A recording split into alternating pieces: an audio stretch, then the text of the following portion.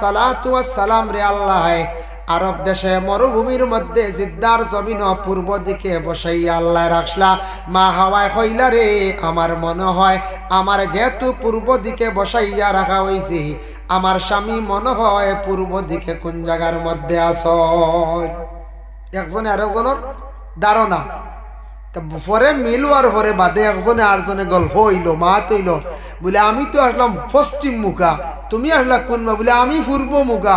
তে তো ঠিক আছে আমি তো তালাশ করি করি করি করি গেছি গিয়া আমি সৌদি আরবও গেছি গিয়া যে জায়গাত মক্কা যে জায়গাত আল্লাহর ঘর অবস্থিত হয়েছে সেই জায়গাত গেলাম। যাওয়ার পরে তোমার সঙ্গে দেখা হইল কিন্তু আমি প্রথমে আসলাম পূর্ব দিকে। এখন আদম জঙ্গলের মধ্যে হযরত আদম আলাইহিস সালাতু ওয়াস সালামে খাইতা কিতা আদমে খাইতা কিতা আইতে সময় যেন আঞ্জিরি গাছর হাতা লইয়া আইসলা অগুন রাখছন সমজিয়া সেমটিয়া রাখছন। জঙ্গলের কিছু জন্তু হলে কইলা অন্য শুনছি আদম একজন আসমান থেকে আইসন ব্যস্ত থেকে আইসন দেখা যায়। জঙ্গলের 3 গুড়ো জন্তু গেছেন, একটা গেল মৌফুকা, একটা গেল হরিণ, একটা গেলা আপনার নীলগাই। জঙ্গলে একটা গাই আছে গাবি আছে নীলগাই পাওয়া হয়। 3টা জন্তু গেছেন দেখাত মায়ার নজরে দেখাত গেছেন। দুঃখিত ইয়ারা দেখাত গেছেন কইলা যাই আদম রে দেখিয়া যখন গেছেন আদমর কাছে হযরতে আদম আলাইহিস সালাতু ওয়াস সালাম গিয়া দেখুন খান্দনের অবস্থায় তাই একটা পশু দেখিয়া তাই খুশি হইলা কইলা রে জঙ্গলের পশু আইয়া আমার সঙ্গে দেখা করতে একটা যাক আশ্রয় পাইলাম। ওবা হরিণী তুমি কোন কারণে আসছো বলে আপনার খবর পাই আসছি দেখার জন্য। মৌফুকা কইল আপনারা দেখার জন্য আসছি। এর পরে নীলগাইয়ে কইল আপনারা দেখার জন্য আসছি। বড় দুঃখ লাগছে আপনি বেহেশতের মধ্যে ছিলাই, আপনার একমাত্র শয়তানে ওয়াসওয়াস দিয়া বেহেশত কি বিতাড়িত করছে, আপনি জঙ্গলের মধ্যে একা অবস্থায় আসন খবর ভাইয়া দেখাতে আসছি।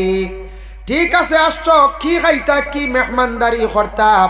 হযরতে আদমের সর্বপ্রথমে মেহমানদারি খসলাত হায়ওয়ান হলরে ও আঞ্জির গাছর পাতা সিঁড়িয়া 3 টুকরা 3 জন্ডে খাওয়াইয়া দিসলা। খাওয়ানির কারণে আল্লাহ 3টা জন্তুর মধ্যে 3টা মূল্যবান জিনিস আল্লাহ ধরাই দিছে। কিতা ধরছি গাভীর মধ্যে গাভীর গোবর আল্লাহ ধরাই দিছে মিষ্টি আম্বর। আর বলে মৌফুকার মধ্যে আগে মধু আসলো না মিঠা আসলো না, তার মধুর মাথার জালির মধ্যে তার বাসার মধ্যে আল্লাহ মধু ধরাইয়া দিলাইল। আর হরিণীর পেটের মধ্যে আল্লাহ কস্তুরি ধরাইয়া দিলাইল। 3টা মূল্যবান জিনিস ধরছে নানি। কস্তুরির কত দাম নানি, মধুর কত দাম নানি, কোন যায় কত দাম মধুর। আর নীলগাইর গোবর মিষ্টি আম্বর এটার কত মূল্য কত দাম বুধবাইত্রান কত দাম। পরে আর তারা ঘুরিয়ে আসার পরে অন্যান্য হরিণিয়ে দেখিয়া কইলা তোমার কস্তুরি কইতা কি বলে আদমে কিতা খাওয়াইসলা দরিছে। মৌফুকা কইলাওয়ালা নীলগাইয়ে কইলাওয়ালা তারাও কইলা আমরা যাই চলো আদমে আমরা কিচ্ছু খাওয়াইবা আমরা ওলা মূল্যবান জিনিস পাইম। এরা গেছন আদমরা দেখাত আদমে খাওয়াইলা কিন্তু খাওয়ার পরে কিন্তু তারা আর মূল্যবান কোনো জিনিস ধরছে না। হেরা গেছল মায়ার নজরে, এরা গেছন কিন্তু বিশেষ করিয়া লুবে বুঝাইছুন। হেরা গেছন মায়ার লাগি দিল দিয়া মায়ার কারণে গেছন, আর এনতেন গেছন লুবে দামি জিনিস ধরত ও খাম হইছে না বুঝাইছে। এর লাগি দিল দিয়া মায়া নিয়ে কাম করলে এটার খাম হাসিল হয়, আর লুপ করিয়া অন্য কোনো নিয়ত করি গেলে এটা খাম হাসিল হয় না। যাই হোক বিশেষ করিয়া হরণের কস্তুরি হরিণের কস্তুরি হইতে একটা ঘটনা মনে হয়েছে গিয়া বাদশাহ হারুন রশিদ একজন আসলা নাম শুনছেন, কিতাবে তান বর্ণনা আছে। বাদশাহ হারুন রশিদের বিভিন্ন ঘটনা কিতাবাদির মধ্যে আছে বাবা। ইটা ঘটনা কিতাবের মধ্যে সবক হিসাবে আছে, খালি বানানো নাই। বাদশাহ হারুন রশিদ একদিন কইলা গো আমার বিশেষ করিয়া তান মন্ত্রী সমাজ সারারে কইলা বলে আমার একজন বান্দি লাগে, বান্দির প্রয়োজন আছে, বান্দি লাগে। এলান করিয়া দিলা ডুল মারলা। পরের দিন তান বাড়িত বান্দি আইসন, একজন দোলা একজন খালা। কয়জন আইসন? 2 জন, দোলা একজন আর একজন খালা। বাদশাহ কইলা রে আমার তো বান্দি লাগে একজন, তুমি না 2 জন আইসন খারে রাখতাম। খালা বান্দি কয় আমারে রাখো, খালা জগতর বালা বুঝাইছে। আর দোলা বান্দি কয় আমারে রাখো, দোলা হলে বালা ভাই রাখক। দুইজনে লাগাই দিলা দরবার। বাদশাহ এখন হারে রাখতা। এর মধ্যে মন্ত্রী উঠিয়া কইল, বাদশাহেরা প্রতিযোগিতা আরম্ভ করক্কা, যেন প্রতিযোগিতার মধ্যে ফাঁস হইবা তানরে আপনি রাখবার, যেন ফেইল হইবা তানরে ছাড়ি দিবা। বাদশাহ কইল, ঠিক আছে, তুমি খালা বলিয়া তুমি বালা বলিয়া তুমি একটা প্রমাণ দাও, দলিল দাও, আর তুমিও দলা বালা বলি একটা দলিল দেও, যার দলিল ভালো হইব আমি তোমারে রাখবো। ও সময় দলা বান্ধিয়া উঠিয়া কইলা, বাদশাহ আমি একটা দলিল দিয়ার জানিয়া রাখবা, শামুকের ফেটর মধ্যে একটা মতি ধরে, সমুদ্রের মধ্যে শামুক যেটা আছে ওটার ফেটর মধ্যে মতি ধরে, মতির দাম হইল 1 লাখ, আর 40 টাকায় মিলে 1 টাকা। এর কারণে কয়ার খালা বান্দি বালা নাই, দলা বান্দি রাখো। বাদশাহ কইলা, ও খালা বান্দি তোমার কোনো দলিল আছে? দলা বান্দি খোয়ার লগে লগে খালা বান্দি কইল, বাদশাহ আমি আর একটা দলিল দিয়ার। বলে কোন দলিল? বলে তুলা টাকায় মিলে 1 টাকা, আর হরিণর ফেটর মধ্যে কস্তুরি ধরে, এটার দাম হইল 1 লাখ। এর লাগে খালা বালা দলা বালা না, আপনি খালা বান্দি ছাইয়া রাখিলা। দলিল এই নদী শুনলানি হেনর দলিল কাটি সর তুলা টেকায় মিলে 1.5 টাকা। দলা বান্দি তোমার আর কোন দলিল আসেনি? বলে হ্যাঁ দলিল আছে। আমি এখন তানোর একটা দলিল দিয়ার কোরআন দিয়া দেখিছেন, তেন দলিল খাটিলা। বলে বাদশাহ খেয়াল রাখিও, কোরআন শরীফের ভিতরে যত ফাত্তা আছে কোরআনের ফাত্তা সারা হইল গে দলা, এর গতিকে দলা বান্দিরা হক্কা খালা বালা নাই। খালা বান্দিরে কইলা, তোমার কোনো দলিল আসেনি? দলিল খাটতে পারবাইনি? বলে হ্যাঁ খাটিয়ার। বলে যদিও দলা বান্দি তাই সাদা দিয়া দলিল দিছ, দলা দিয়া কোরআনের হরফ নক্তা যত কিচ্ছু আছে সারা হইল গে খালা, এর কারণে খালা বান্দি বালা দলা বালা নাই। দলিল একজনে আরেকজনে খাটা। ও দলা বান্দি তোমার কোন আর দলিল আছে নি? বলে হ্যাঁ দলিল আছে। বলে কোন দলিল? বলে এখন আমি নবীরে দিয়া দলিল দিয়া আর দেখিছেন তেন দলিল খাটিলা। বলে কোন দলিল? বলে দলিল হইল গিয়া নবীজির আগমনের যে রাত যেটা আসলো 12 তারিখ রবিউল আউয়ালের 12 তারিখ যে রাত বড় ফর্সা আসলো, সুন্দর রাত আসলো, এর কারণে কইয়ার দলা বান্দিরা হক্কা খালা বালা নাই। খালা বান্দিরা কইলা, তোমার কোন দলিল আছে নি? বলে হ্যাঁ দলিল আছে। বলে কোন দলিল?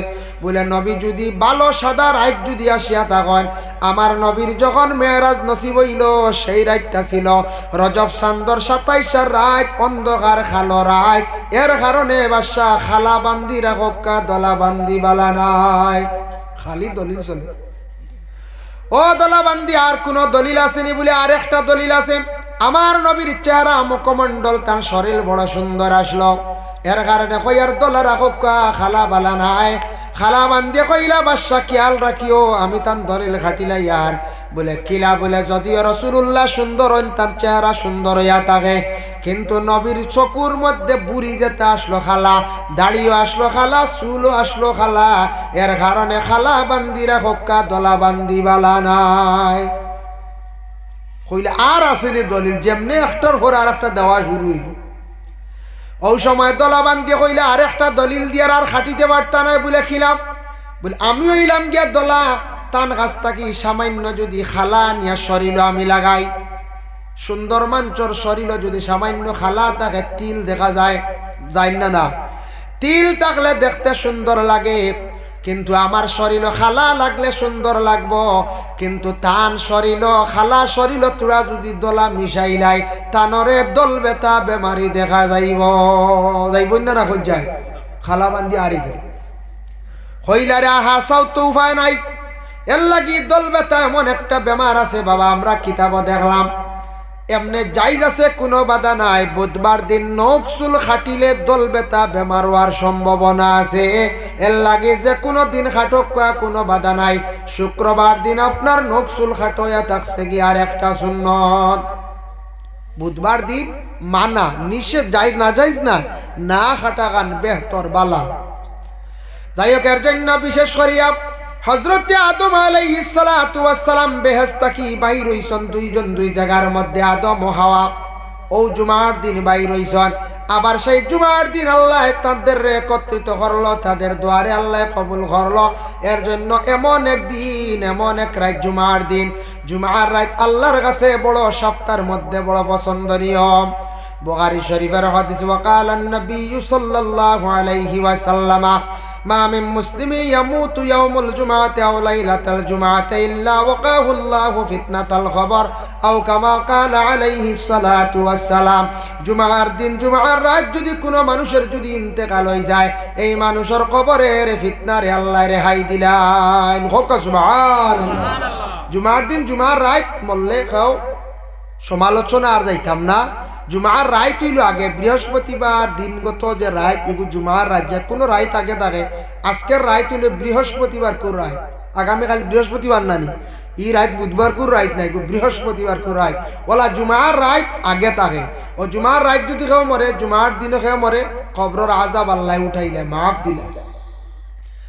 বুখারী শরীফের হাদিস ও মিশকাত শরীফের হাদিস, হাদিসটা যদিও জয়ীফ হইয়া থাকে কিন্তু ফজিলতের ক্ষেত্রে মানে বয়ান করা জায়েজ আছে। আল্লাহর রাসূলে ফরমান জুমার রাত যদি কোনো বান্দা বান্দিরা সূরা দুখান যদি তিলাওয়াত করেন 25 নম্বর ভাড়ায়, রাসূলুল্লাহ ফরমান সূর্য উঠার আগে তাদের পিছনের तमाम গুনাহ খাতারে আল্লাহ মাফ দিলেন। হোক সুবহানাল্লাহ। 3 নম্বর শুক্রবার দিন মানে জুমার দিন সকালবেলা চা নাস্তা করিয়া আল্লাহর রাসূলের উপরে 80 মর্তবা দুরূদ শরীফ পড়ার চেষ্টা করক বাবা। 80 মর্তবা দুরূদ শরীফ পড়িতে সময় তেমন বেশি লাগে না, মাত্র 15 থেকে 20 মিনিট সময় লাগবে। আল্লাহর রাসূল ফরমায় আসসালাতু আলাইয়া নূরুন আলাস সিরাত ওয়া মান সাল্লা আলাইয়া ইয়াউমুল জুমআহ 80 মাররা আফাল্লাহু 80 আমান আও কামা ক্বালা আলাইহিস সালাতু ওয়াস সালাম। কোন আমার উম্মত হলে যদি আমার উপরে দুরূদ শরীফ পড়ে কিয়ামতের দিন পুলসিরাতর গাটো একটা আল্লাহ আলো দিব।